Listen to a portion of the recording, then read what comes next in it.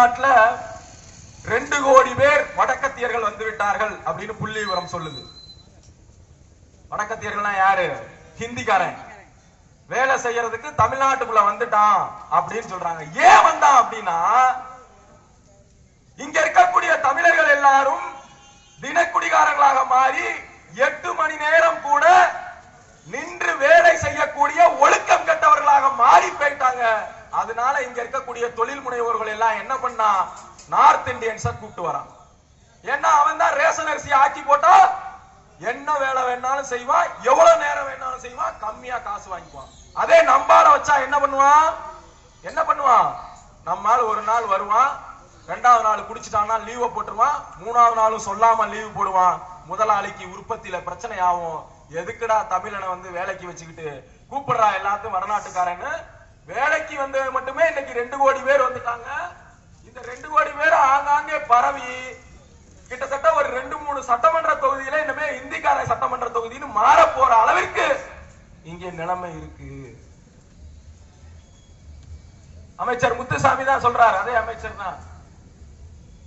நாட்டுல காமராஜர், கக்கன் போன்றவர்களாம் ஆண்ட நாடு இது.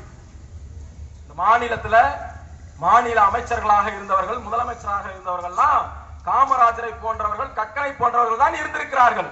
காமராஜரை போன்றவர், கக்கனை போன்றவர்கள் என்ன பண்ணாங்கன்னா, இந்த மக்கள் படிக்காம இருக்கிறார்களே, இந்த மக்களை படிக்க வைக்க வேண்டும், படிப்பதற்கு பள்ளிக்கூடங்களை கட்டி மக்களே வாங்க படிங்க படிங்க என்று கூப்பிட்டார்கள்.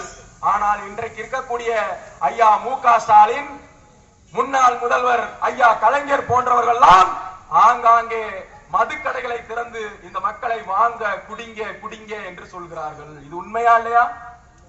உண்மையா இல்லையா? நாட்டில் இருக்கக்கூடிய உயர்கல்வி நிறுவனங்கள் 2400 தான்.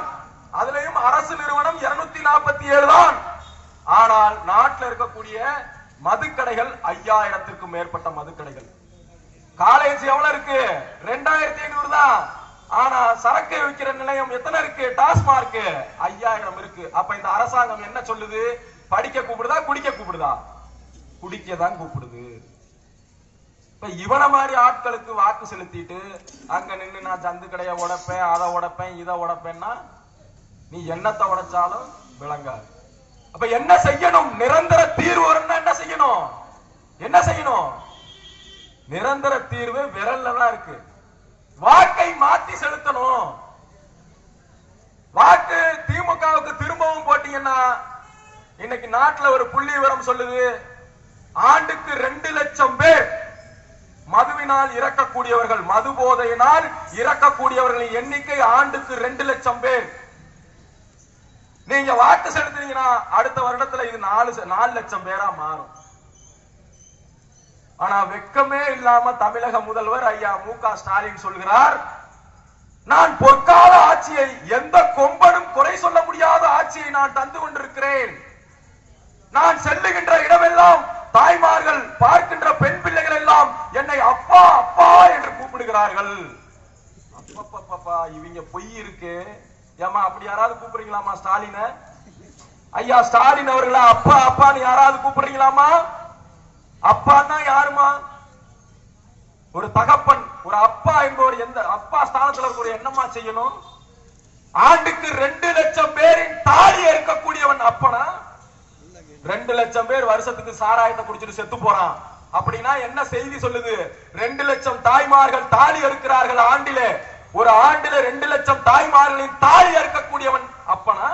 எந்த அப்பனாவது தான் பெத்த பிள்ளைகளின் தாலியை அறுப்பானா? ஆனா இந்த அப்பன் இருப்பான். எந்த அப்பன்? திராவிட மாடல் அப்பன். இவன் இருப்பான். எப்படி வெக்கமே இல்லாம இந்த பொய்களை சொல்கிறீர்கள்?